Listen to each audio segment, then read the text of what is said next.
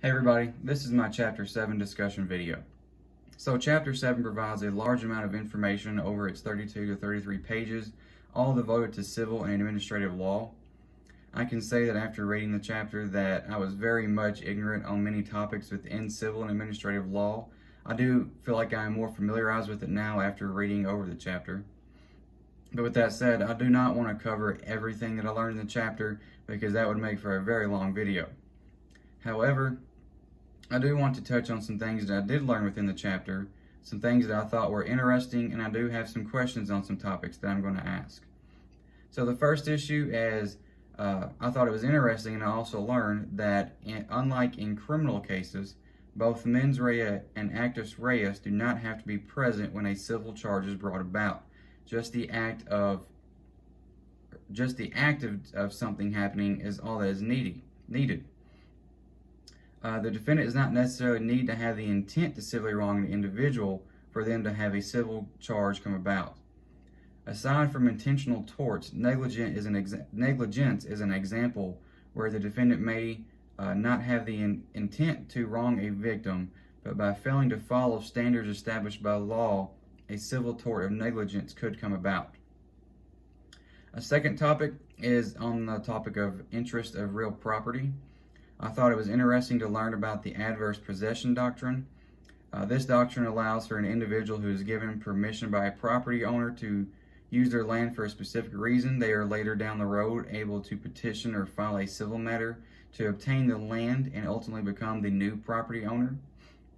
The justification for this doctrine in the book is that it's to encourage people to use and protect their owned land. With that said, it seems like it could also cause some adversities between the current owner and the individual given adverse possession to the property that has a desire to own the land. In other words, instead of asking the current owner if the land could be bought from him, it seems like the individual given the adverse possession is going behind the property owner's back and trying to pull the carpet from under his legs. So could somebody give me an example of how this works in action?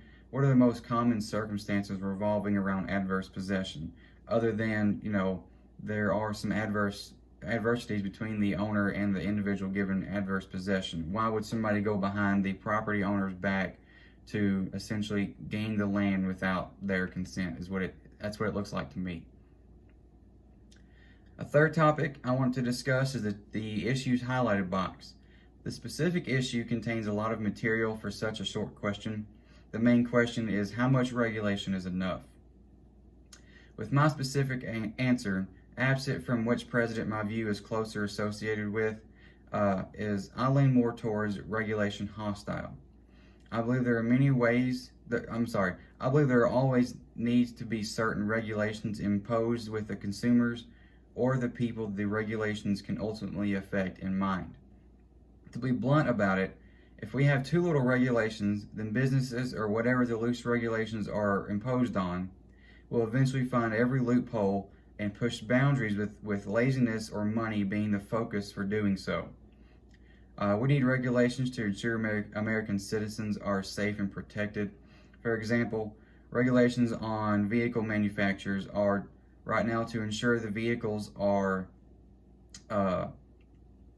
don't only just get us from point A to point B, but to also ensure it does so safely with the airbags and all the technology they have and put in these vehicles for potential crashes. We need airbags in the cars. We need windows that don't throw shards on everyone if it breaks. We need all of that in these vehicles. And if the regulations were loosened on vehicle manufacturers, we may not have those regulations. We may not have the windows that do that, or we may not have airbags because it may not have been, if that regulation was not imposed, then nobody would put an airbag in there because it would reduce the cost to the manufacturer. With all that said, I do believe there is such a thing as having too much regulation. One, because as the book says, it supports our large corporations, but not our small businesses that do not have the ability to adhere to possibly 20 unnecessary regulations. Another reason is overregulation is basically just unnecessary. Micromanaging is unnecessary. The more regulations, the more money it is put into regulating, more money there is put into overseeing if these regulations are being adhered to.